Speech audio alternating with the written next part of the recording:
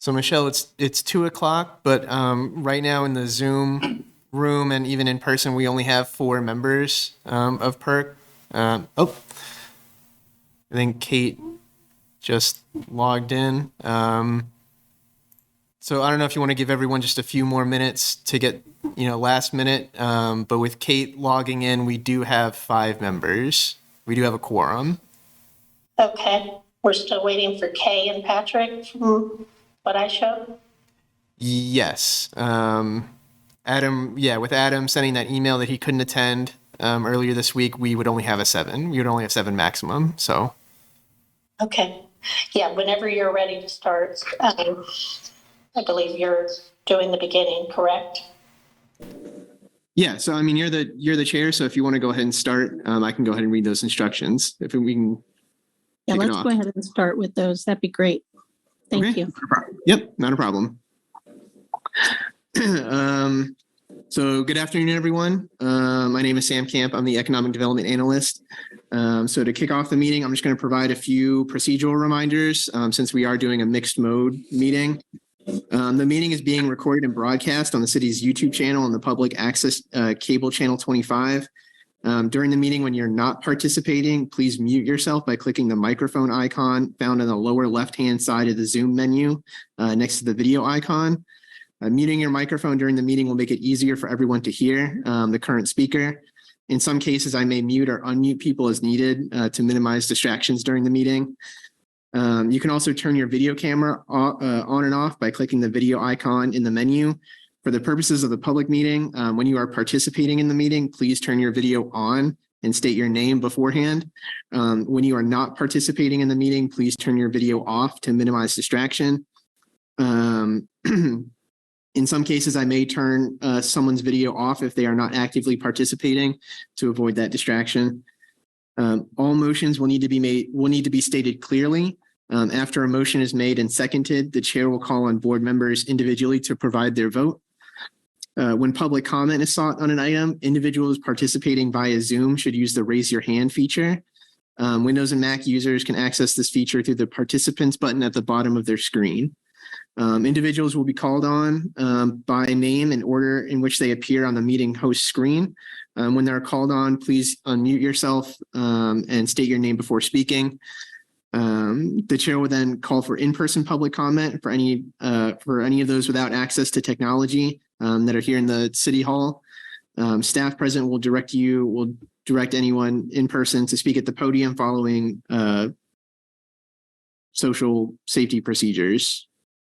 I think this is for COVID. The regular 3-minute time limit will apply to all public comment. And that's the instructions. So if you want to go ahead and get started, Michelle. All right, great. So we will begin the agenda. And the first item on the agenda is to approve the November 10th, 2022 meeting minutes. Is there any discussion on this?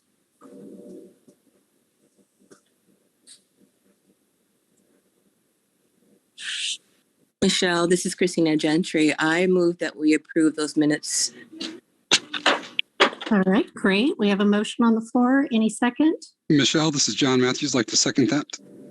All right, so we have a motion to approve the November 10th minutes. And so I'm going to go through a roll call vote.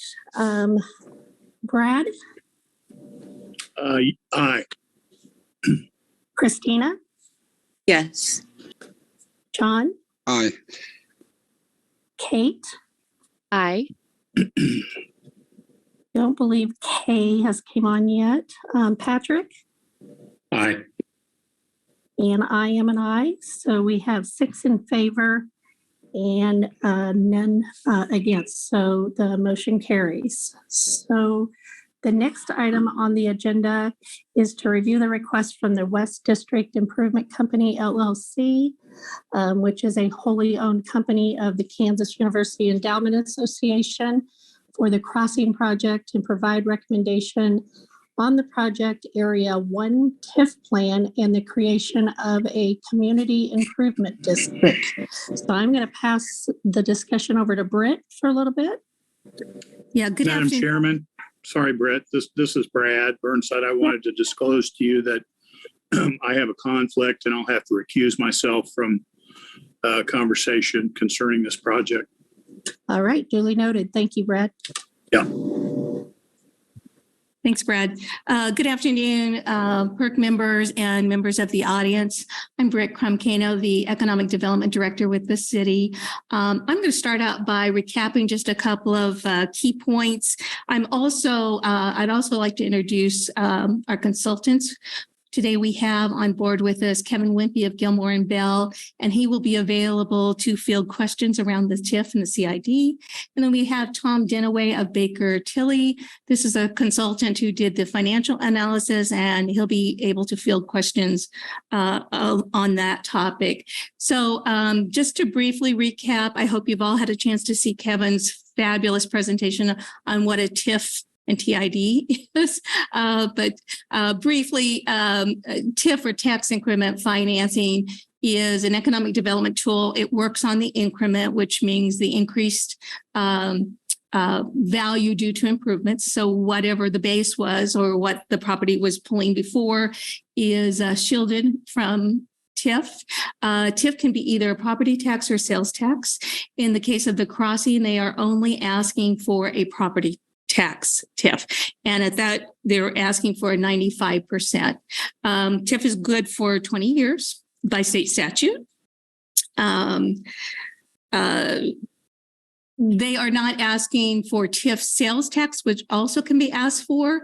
The sales tax will flow to the taxing jurisdictions as it normally would. The Community Improvement District, it's an economic development tool that can provide for an additional sales tax on top of the regular rates.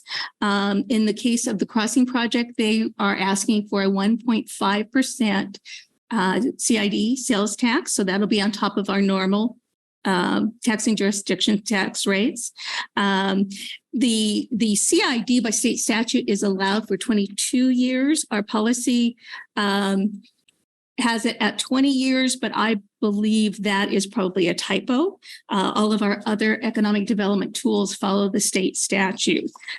So the request, the applicant is paying for all the infrastructure expenses up front. They're asking for a 95% 20-year TIF and the 1.5% CID to help them pay back those public improvements.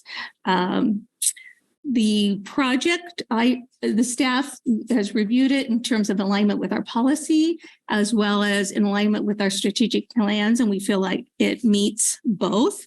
And specifically, I'm just going to mention some of the strategic plan objectives that I think this will feed into. Targeted industry employment growth, because it's supporting KU Innovation Park, and because of the types of jobs and the amount of pay that those jobs average, we feel this is a great employment growth vehicle and would help fulfill our targeted industry growth goals. It will increase area income. Monty will probably speak to this a little bit more, but the property has historically been off the tax rolls for the most part. By converting them and redeveloping them, they become commercial assets and now will be feeding into the tax system.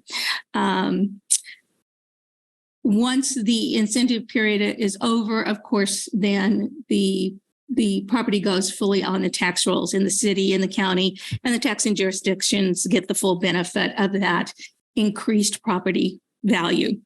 I had emailed you out a little breakout. I'd asked Tom Dinaway to break out projected tax revenues for the city and the county.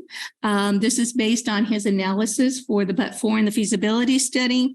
So he's estimating increased revenue generation for the county would be about $773,000 in property taxes and about $14.5 million in sales tax. And for the city, about $543,000 in property taxes and sales taxes of almost $45 million. So again, this is extra revenue to the the taxing jurisdictions that wouldn't be there if these properties remained property tax exempt. It supports infill development. It will accommodate permanent affordable housing, and Monty will tell you a little bit more about that in a bit. Creates a live, work, and play environment designed to increase business satisfaction, and that directly relates to the prosperity and economic security goals of increasing satisfaction with Lawrence as a place to do business as well as a place to work. So again, staff concludes that this does meet our policy and our goals. And with that, I would just like to turn it over now to Monty, and he can talk about the project. Thank you, Britt. Give me a second here to get.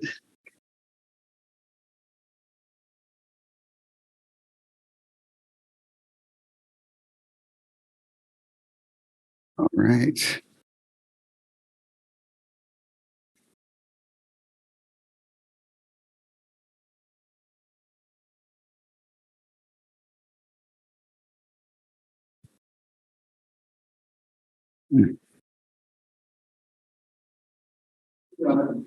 Here we go.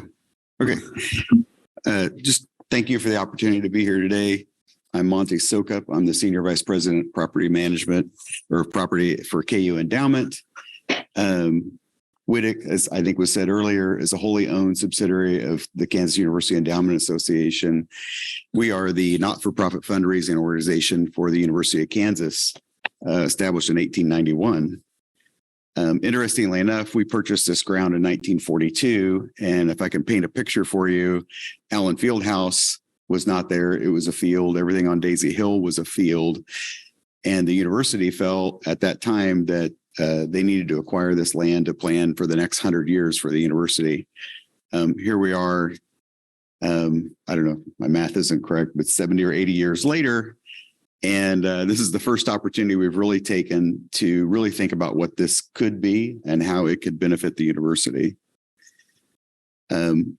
Really, this came out of, so today we're here and we are asking for support through a TIF and CID process. WIDIC will be paying for all the private and public infrastructure improvements to create this development. And the whole idea behind this is to create the infrastructure that allows us to create taxable parcels that we can then have, first-in-class private developers come in and bring those dollars to this community and build assets and pay taxes in this community. And that's the tax revenue that we're asking to take a portion of to help us pay for the infrastructure. And I would also say that if you have a question at any time during my presentation, feel free to stop me. I am happy to stop and answer questions along the way. So as you might imagine, we purchased this in 1942. We did not, our organization did not take lightly the idea of what to do with this piece of ground. We had this piece of ground. We really asked the university the question, what can we do, which is really our mission, to help propel the university even further than it is and help the university. And what we came up with, we started a planning process and engaged the Chamber of Commerce, people at the city, people at the county, obviously KU Research Institute, and the university's KU Innovation Park folks.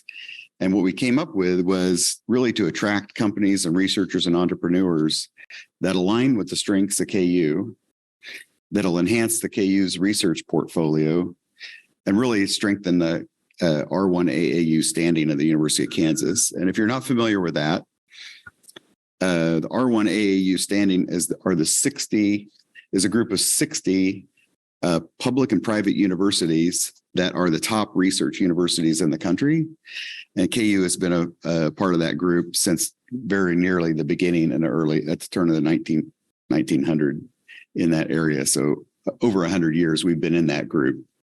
Unfortunately, in the recent years, we've seen universities like Nebraska and Oklahoma fall out of that because the difficulty is staying in that group, there's a metric of research dollars collected to faculty, tenured faculty, and a comprehensive university has trouble keeping that ratio up. So really part of the idea for the university is to drive these research dollars. And that really brings companies to KU and the city.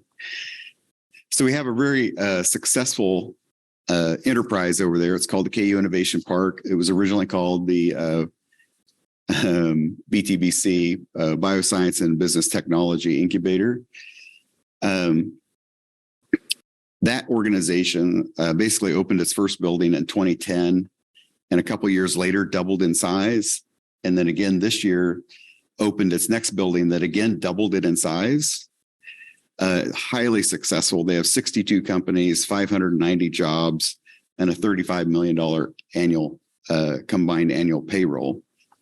These are things that did not necessarily exist at KU 10 years ago. And what we were hoping to do is to just accelerate and build on this.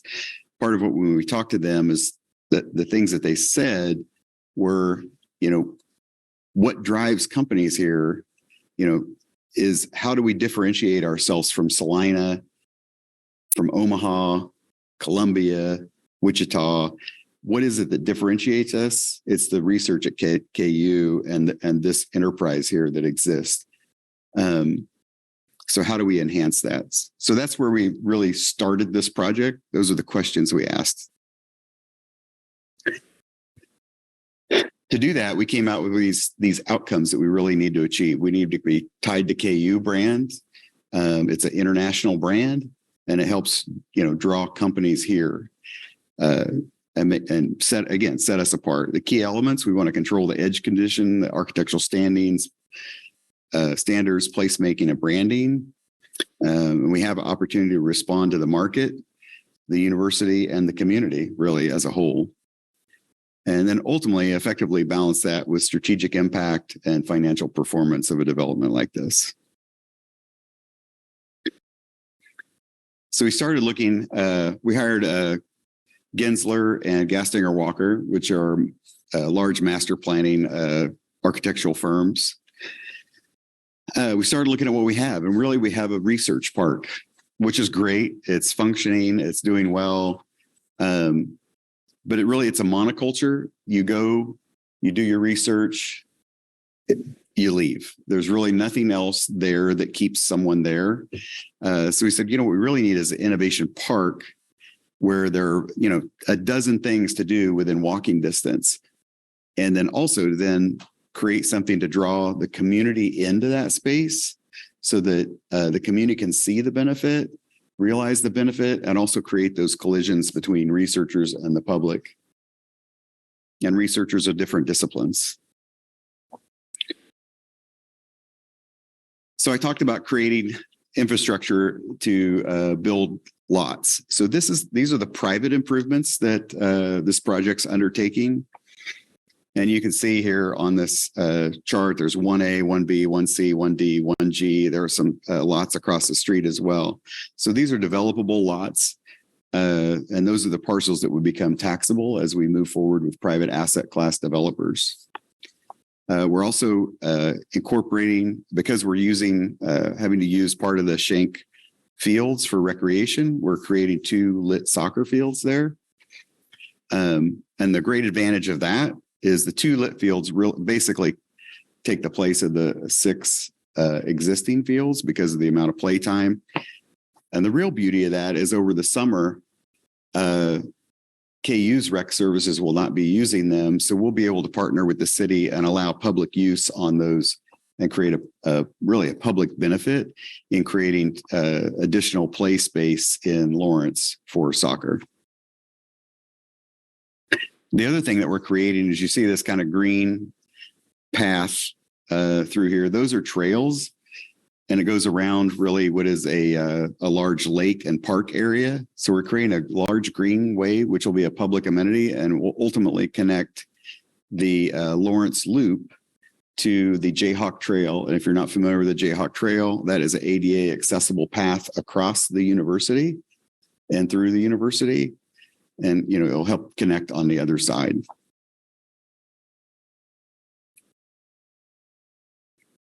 We'll also be signalizing the corner of 21st and Iowa, which will allow traffic to get in and out of this development, along with the intersection at Crestline, which is already signalized.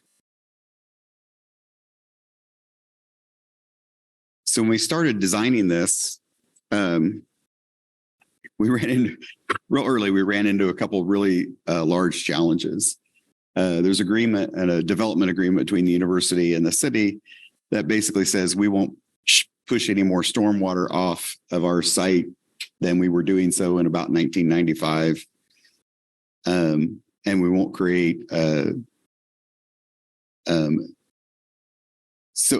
order to do that, we had a stormwater retention basin here where you see this lake. Unfortunately, it was at capacity. So we had to enlarge that in order to build more impervious surface here. That was basically designed. The original one was designed basically to cover the buildings inside Becker Drive, if you're familiar with that. And as you've seen, the university has, built some things outside of that. So we were at capacity. So we had to enlarge that.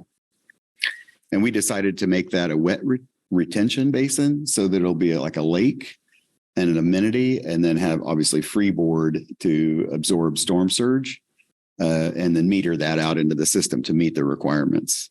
The other thing we found out is that in a normal infill project, you would expect to be able to go to the next major arterial and connect into the sanitary sewer system.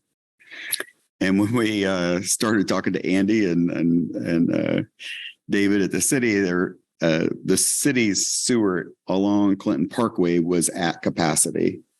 It was installed in 1965. It's clay tile pipe. And when they have storms, as you may or may not know, you get infiltration into sanitary sewer systems, and they were actually backing water up in manholes. They were not flowing back into people's houses yet, but we're starting to back up water into manholes. So they said, you really can't add anything unless we have a pretty significant public sewer improvement project. What that amounts to is there's about a half mile of sanitary sewer line that runs down Clinton Parkway, across Clinton Parkway, and then down about 500 feet into Atchison Creek system to be able to get to a point in the system that could accept the future expansion. This is about a $3.5 million project in of itself once you're off the KU endowment site. And that's not to mention the public, parts of the public improvement that'll be public sanitary sewer system that will be on the site. It sounds crazy, but that's 40, it starts and that's a 48-inch sanitary sewer pipe here, converts to 36, and then ultimately up to 24 as we go north and east. And that's really where our conversation with the city started about public incentives. I talked a little bit about the Greenway. This is the master plan for the Greenway. Of course, we're building in this segment, we're building the first two sections, but the plan is to continue that on up through Becker Drive and ultimately connect that to the tunnel at 19th and Iowa, so you can get across there.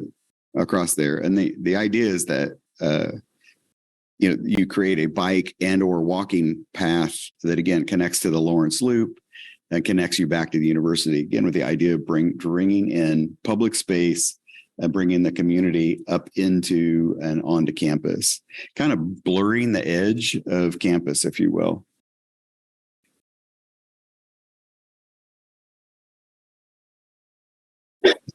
Along the main drive where we decided to really concentrate our building, we're trying to build basically a walkable streetscape for about 3 to 4 blocks in there. By creating housing and businesses and restaurants in that section. So really the idea is to have zero setback and create a much denser type of building instead of having big yards in front of buildings.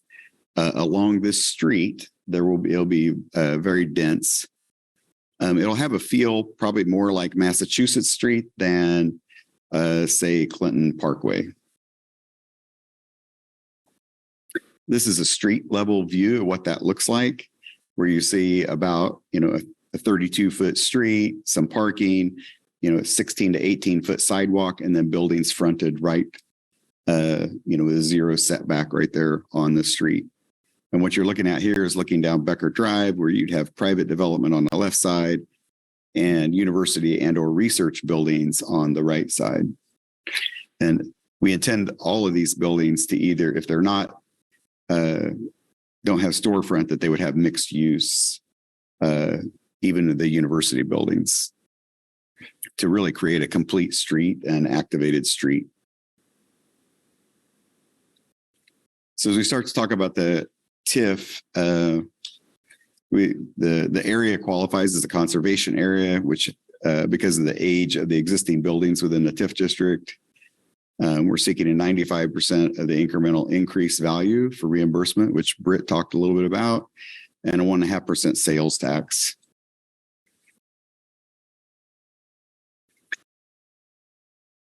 This image shows two things. The red outline shows the TIF, the ultimate TIF district. And then the blue area shows the project area, which is the area at this point that we're asking to be collecting taxes, collecting the revenues from. The revenues can be spent in multiple areas out here, but as you can see from our infrastructure plan, the vast majority of it is in that area where we plan to have the development. This plan shows a little bit about the asset classes. I'm just going to quickly go through this. Really the red, well, I'll start with the blue.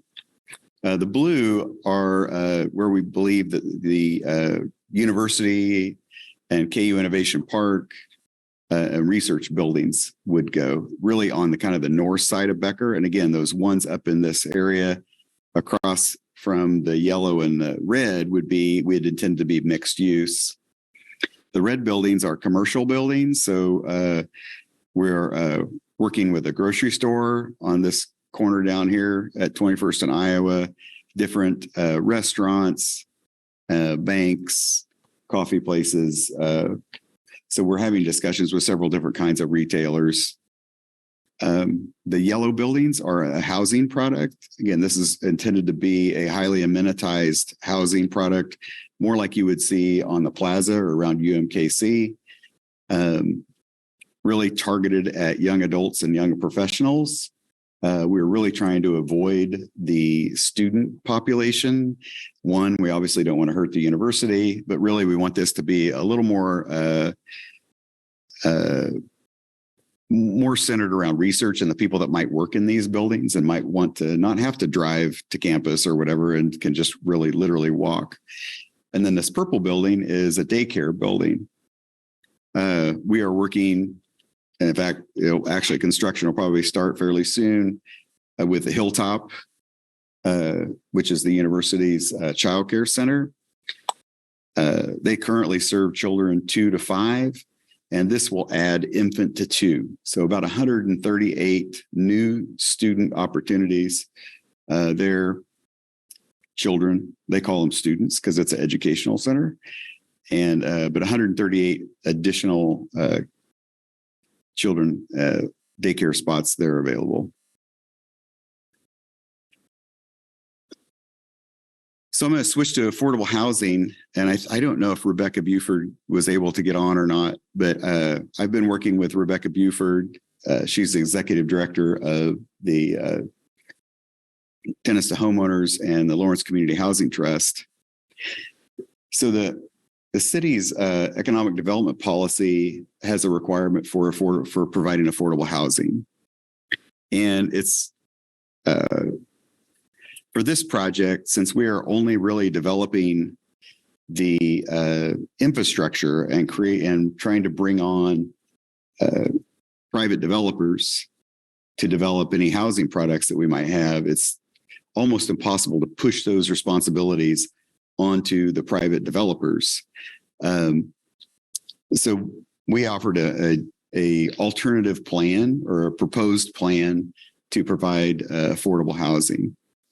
So what we're suggesting is that we will use the TIF dollars to create the infrastructure to create buildable lots, really lots that are ready to be platted and go through that process.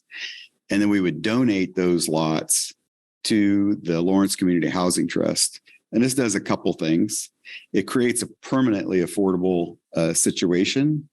So typically when you work with private developers and you have funding to create affordable housing, you have an affordability period because the developers won't come to have a permanent restriction on that land. So you get a period of affordability. Maybe it's 15 years, maybe it's 20 or 30. It just depends.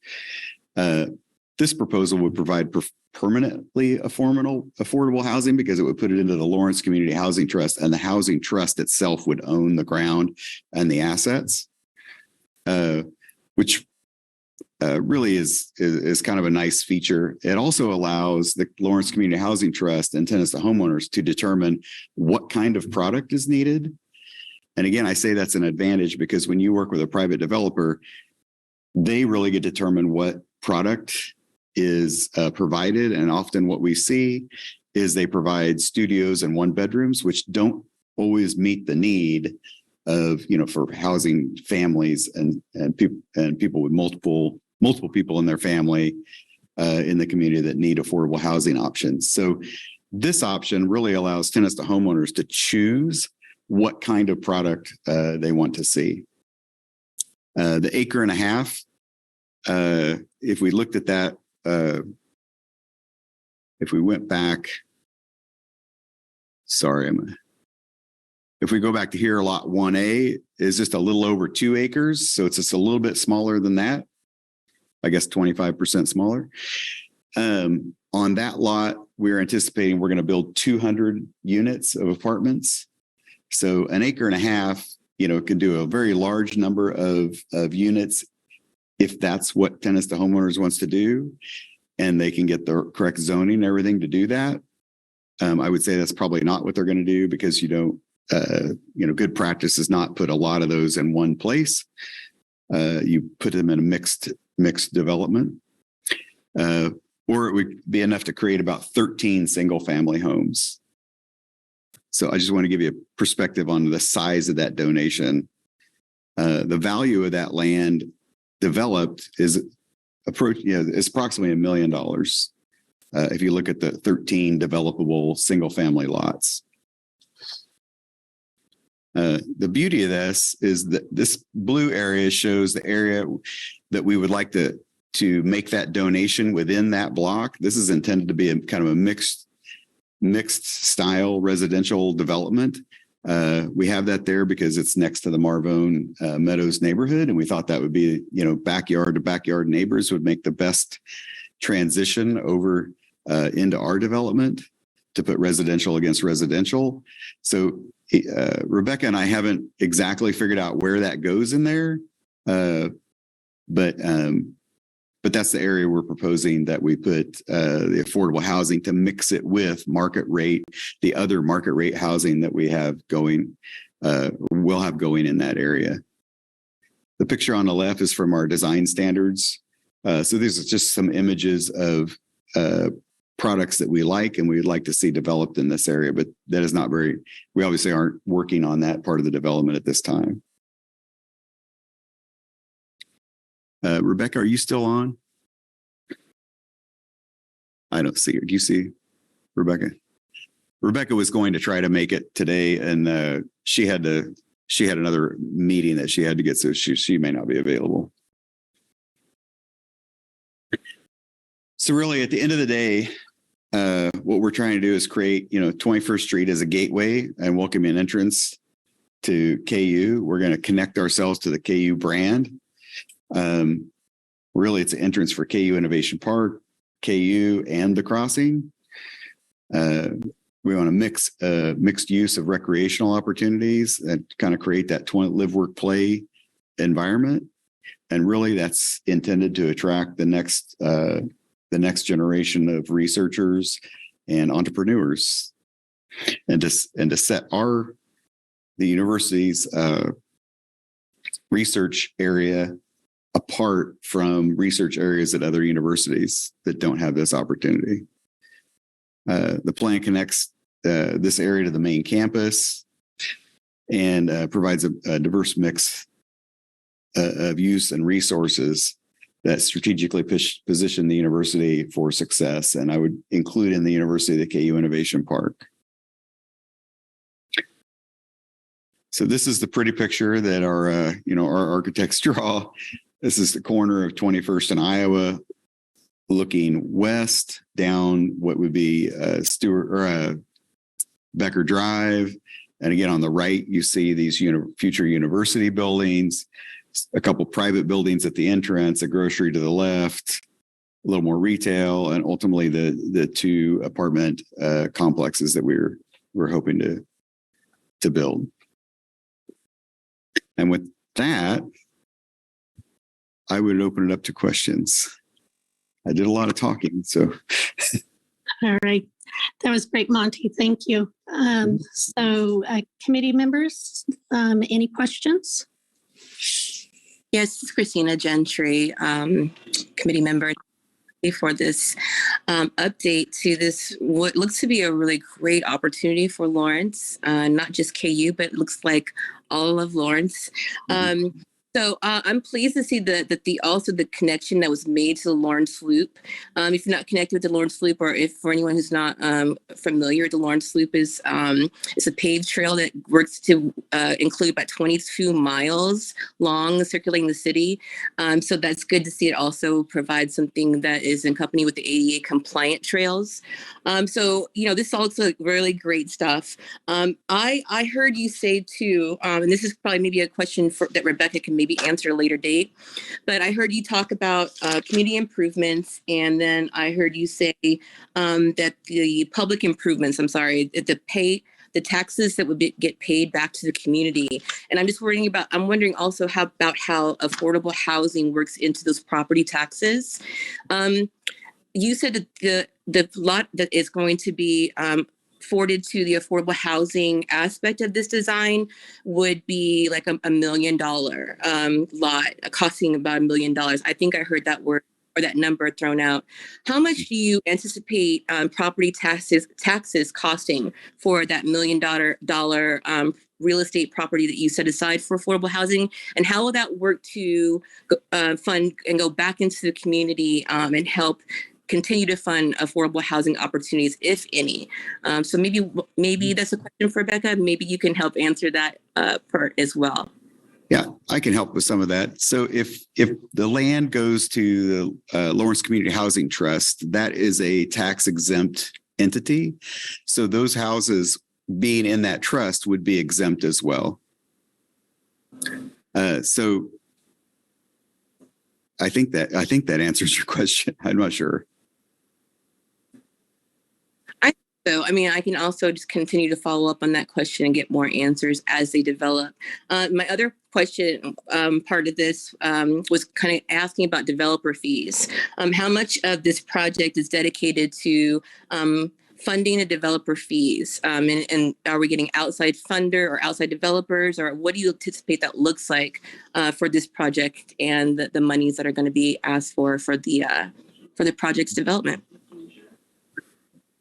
So KU Endowment is not taking a developer fee for developing the infrastructure. Our exempt purpose is to benefit the university, and this project's to benefit the university. Not dissimilar to what we do anytime we build a project for the university or help them with things. We are not taking a fee. The private asset class developers, really what we were doing, we'll be ground leasing the ground to them. And then everything else from there on is their project. So I can't speak to what fee they may or may not take on a specific project, but they also, as a ground lessee, do not benefit from the TIF. They benefit from the infrastructure that we are building. Does that make sense? So none of the TIF would fund any developer fees, I guess, is really the bottom line to that. Okay, yeah, that answers that question. Thank you, Monty. Yeah. Thanks. Hi, this is, oh, sorry, Michelle, I interrupted. No, go ahead, please. This is Kate Lorenz. I had a question, and thank you, yes, for talking to us about this really interesting, exciting project. I was wondering about the CAD sales tax, and just if you could kind of talk about who you see as sort of the customer base who will be, who will be affected by that, and kind of specifically the types of benefits they're going to get from, from that portion of the request. So, I would say that, we're going to have a grocery store and we're going to have restaurants and banking. So really it's, a cross section of the public. Obviously, it's most convenient for the people that are researchers there and, can at this point, walk across the street, and get a cup of coffee or whatever it is they're going to do. And then obviously the people that would then ultimately live in this district or around the district. So I don't know if I've answered your question. I don't know that I can tell you what benefit they get other than, if this, it'd be extremely difficult to execute this project, particularly with the $3.5 million sanitary sewer extension, without some kind of incentive. Thank you. So and were there? Yeah, no, that's helpful. And were there other? Without it.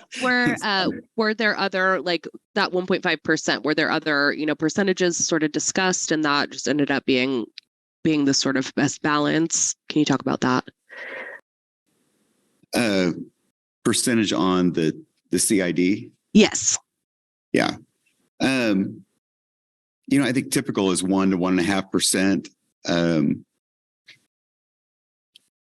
I don't know that there was, we looked at our costs and the things that we want to do there.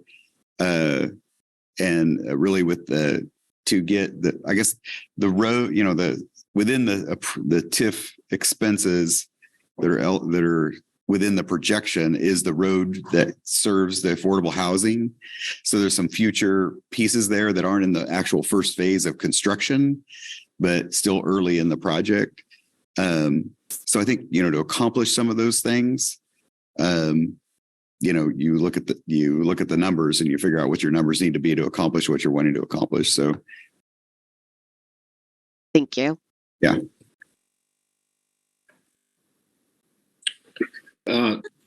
This is Commissioner Kelly. Is it okay if I ask some questions now, or does somebody else have questions? I think the table's yours. All right. So to maybe put a sharper point on the last question, on Kate's question, do we anticipate those who will be in the affordable housing shopping in this district? Well, I think there's a grocery store there, certainly, which would serve them. There's the daycare, which would serve them. Certainly they could. I mean, I think just because you're in affordable housing doesn't mean you don't go out to eat or things like that. You take those things, it's all public service. You're going to bank, you're going to do your drive-through coffee if you do that, if that's your thing. But if they do so, they will be paying a higher tax rate than elsewhere in town. Is that they correct? will. Okay. Within this district, yes. Okay. And then my next question, and Monty, I'm sorry to repeat my question because you did a very nice presentation for Douglas County Commission. So, but I think it's important for other commissioners in case they don't tune into all of our meetings, is can you talk a little bit about how you arrived at the 95% TIF rate for the county tax? As you know, that the county actually would invest more in this project than the city, and these are mostly city infrastructure projects that are invested. Did you just decide that both of them needed to be the same? Can you talk a little bit more about that? Again, I think that from a developer side, that was a function of looking at the expenses we were trying to cover and to cover, as much as we could with that to make the thing pencil out. I can't say that we had the lens of, what was the city part and what was the county part. I can't say that was a part of our decision-making process, right or wrong. Okay. It was a function of figuring out what we could, what could be paid for and how we get that done. Thank you. Mm-hmm. Thank you, Patrick. Right, any other questions from the committee members?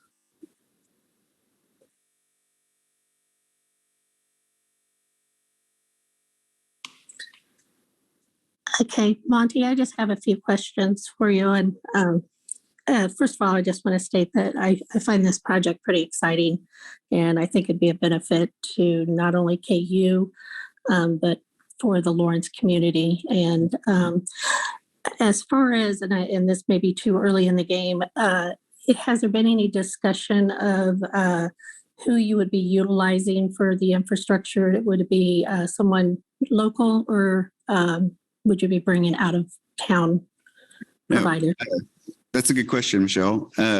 We are utilizing Marland Construction, which is a local general contractor company.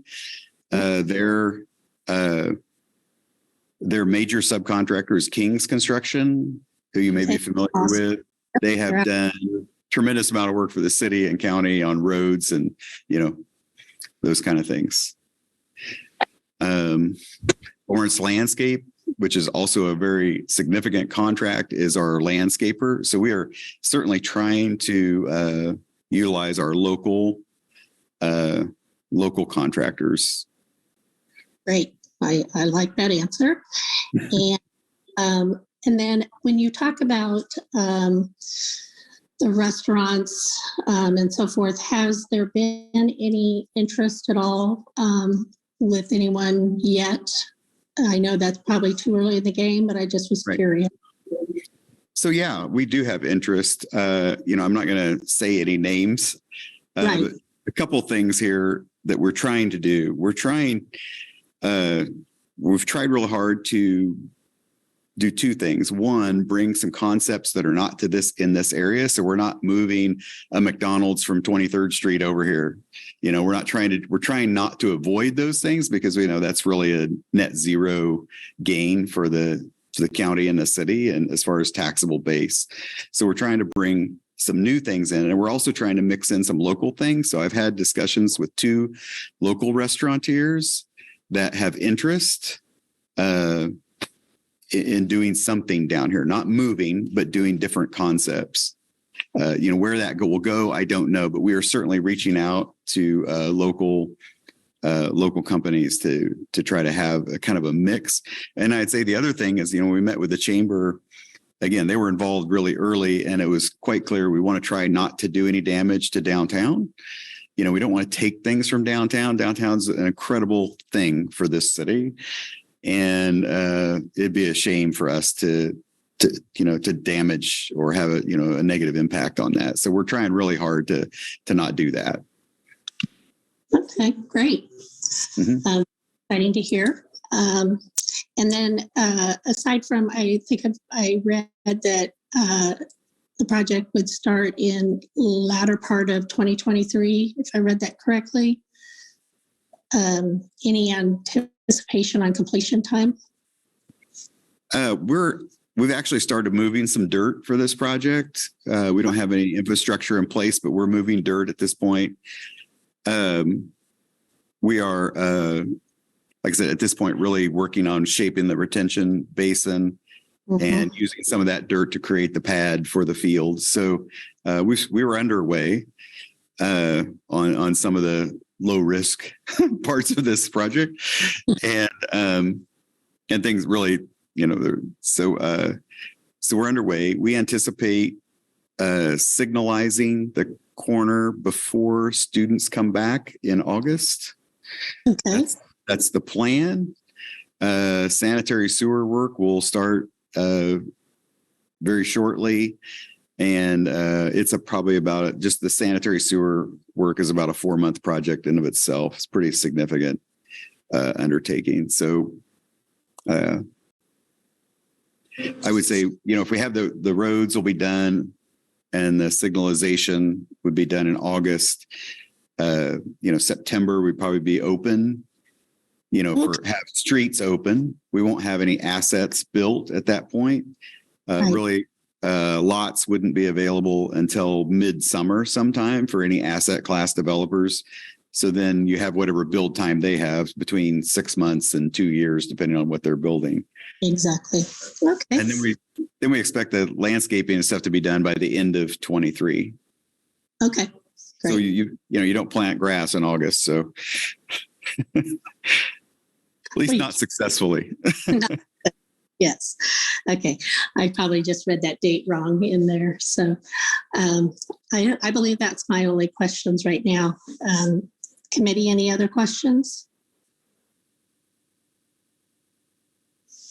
I'd like to add one thing that I left out, and that is really, there isn't, 2 or 3 times a year, the chamber contacts us, really because of companies that are coming here, looking at KU's research and looking for opportunities to move in this area. And really, if we have a company that wanted to move here and build a private office building in this space, and it aligns with KU and aligns with the city, we're certainly open to that. And that would create another taxable piece. You saw my plan, other than the research buildings, didn't have any private office space in it. And that's because our market study really didn't show that there was a lack of office space in Lawrence. But that sets aside the fact that regularly the chamber gets these inquiries from, national level companies looking for places to put, 150 people or whatever. So, we're hoping that it makes us more attractive to that market as well. And we'll bring those kind of assets and jobs that, maybe aren't necessarily research, but maybe it's a company that wants access to students and aligns with something at the university. So we're certainly looking at that too. Awesome. Great. All right. Any other comments, questions?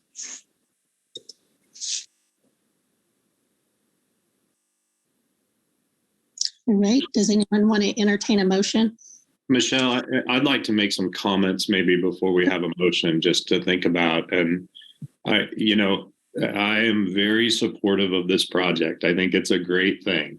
I am excited about the opportunity. What I am concerned about, and Monty has heard me say this before in our county commission meeting, is sort of the difference between the cost of city infrastructure and the total taxable benefit that's provided by Douglas County. And I'm concerned that this project has been just rolled these two together without sort of a differentiation between county needs and city needs, and how that works. I would be much more supportive of a proposal that had a certain percentage associated with city infrastructure and a certain percentage that is county, because I think there is a benefit to the county, but it's not our infrastructure. The requirements for signaling, the requirements for sewer lines, the requirements for most of this infrastructure are requirements that are put on by the city of Lawrence. And so I think the city of Lawrence certainly should understand how that will impact them. Also, that the CID has a bigger impact for the city than it does for the county. So I'm going to vote against this. That's not that I'm not supportive of the project, but I continually hope that as this continues to make its way through the system, that we'll consider different percentages for city and county. City and county have put us a lot of money into Innovation Park. And while I want to continue to see that thrive, I think we have to recognize that investment, and all of that investment has been non-taxable to date. So anything that's built there at Innovation Park is currently not drawing any taxable income. And this seems like we're continuing to look for an opportunity to, I'm not going to say there's none, but at 5%, that's fairly minimal. And that's a concern for me. I was going to ask if Kevin Wimpy can speak to the TIF and whether that could even be split out legally. Yeah, thanks, Brett. This is Kevin Wimpy with Gilmore and Bell, the city's bond counsel. I think the question, Britt, and please clarify if this isn't, but whether we can adjust the level of participation of the TIF between taxing jurisdictions? Patrick, is that the gist of your question? Yeah, I'd be interested in Kevin's answer on this. Sure. But I think your comments are related to the fact that due to mill rates, the county has a higher mill rate than the city does, and therefore 95% TIF captures more would-be tax dollars from the county than the city due to the higher tax rate imposed. And no, under Kansas law, the TIF dollars captured by the TIF have to be pro rata according to mill levy. We can't treat different taxing jurisdictions differently under the TIF Act. So under Endowment's proposal of capturing 95% of TIF revenue, the 5% flows through pro rata to all taxing jurisdictions according to mill rate. And then the 95% in the TIF fund has to be spent on TIF eligible funds. And then the benefit that Monty spoke to for city and county is that under TIF, you can capture sales taxes. And in this instance, all the sales tax will still flow through to the city and county. So none of that's being captured for TIF purposes. So, Kevin, that begs the question. We have two authorizing bodies here, the city and the county. Can the county reject this and the city pass it? Or does the city have authority to tell the county what tax incentives it's going to provide? Right. So TIF is a tool that allows the school district and county to veto the establishment of a TIF district. There's a 30-day period within the public hearing held for establishment of the TIF. Okay, thank you.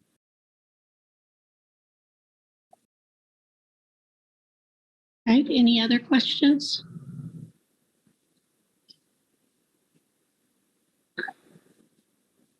All right, any motions to be put on the table?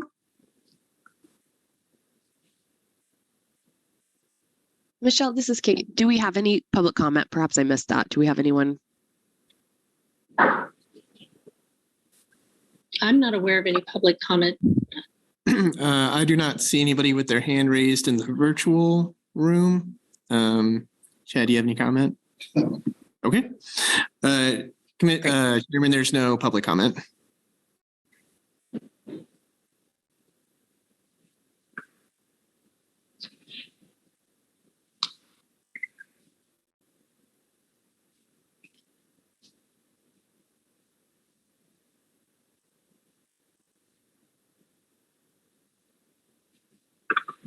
I have another question before there's a motion, maybe from Kevin. I'm just really trying to think this through here because I didn't realize that they are inextricably linked.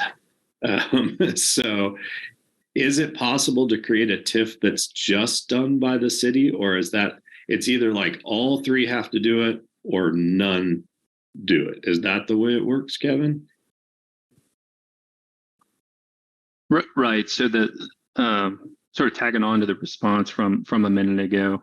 All taxing jurisdictions within a TIF that impose a property tax have to participate pro rata according to mill levy. So we can't, again, for instance, exempt the county from a TIF while the school district and other property tax collectors contribute their funds. And I will mention that under the TIF Act, there are excluded mills that are shielded from capture. Mostly the school districts. There are 28 mills of the school districts that are not captured by TIF, and also the state's 1.5 mills for their statewide levy. Yeah, I think that's important to point out that the state has excluded itself from any economic development TIF. It's just an interesting choice. That's a bit of a political comment, Kevin. I don't expect you to weigh in on it. Thanks. Understood. All right, any other questions or motions or anything?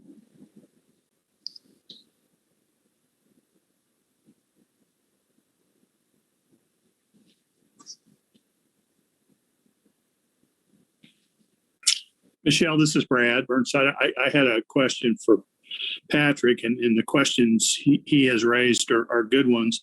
We have in our community other existing TIFs, if I'm not mistaken. And Patrick, do you know, is the participation in those equal between the county and the city. I just don't know. Just curious.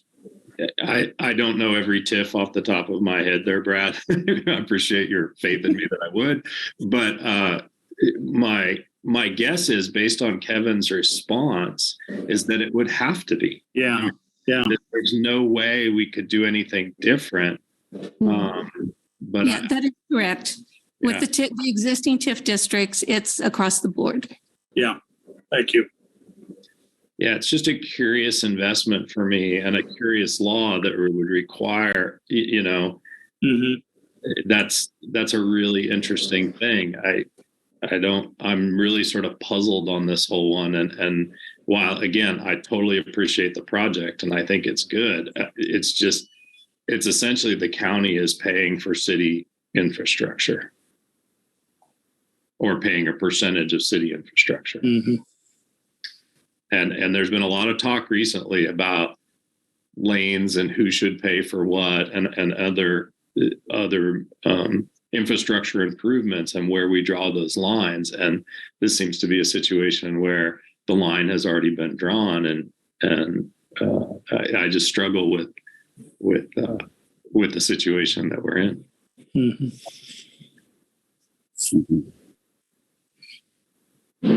Totally understand.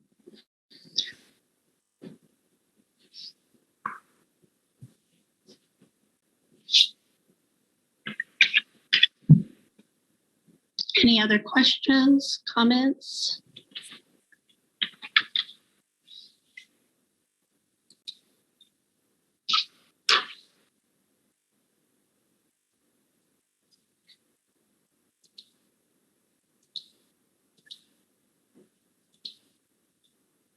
All right, committee, we probably either, we need to decide what step we're going to take on this. So any comments on that? This is Kate Lorenz. I just wanted to say that I am appreciating the discussion and the clarification, and would look forward to further conversation on just the difference between the city and the county with regard to infrastructure and these investments. With regard to this request, though, I am ready to make a motion to approve the request and recommend it to the commission. All right. Kate has made a motion to recommend approval for this to the commission. Any second on that? I would. Michelle, sorry, go ahead, Christina. Sorry. And then, I also take into consideration Mr. Kelly's comments. It kind of strikes me as a little bit important that we kind of look into the utilizing the affordable housing opportunities. I heard something that said that people would pay a higher, something about paying higher to shop where they live if they were to utilize the affordable housing opportunities on these lots. So I would like some more information about that, or I'd like for the city or the county to look into that and what that looks like for those residents. But I would second the motion and approve and move forward with the recommendation for this project. All right, thank you for your second. So we have a motion on the table with a second. So I'm going to go through a roll call vote. Brad's going to abstain. So Christina? Yes, I approve. John? Aye. Kate? Aye. Patrick? No. And I am a yes. So we have four in favor, 1 no, and 1 abstention. So we are going to recommend this to the City Commission. So a great discussion, and I do agree it'd be nice to get some additional information for what Patrick, Kate, and Christina have asked about. So thank you for those questions. Are there any public comment in general from anybody in attendance? All right, so other than that, we don't have anything else on the agenda. So would anybody like to motion for adjournment? So moved. All right, we are out of here. Great. Thank you again, everyone. Thanks, everyone. Have a good rest of the year. All right. Bye-bye. You too. Bye-bye. Take care. Bye.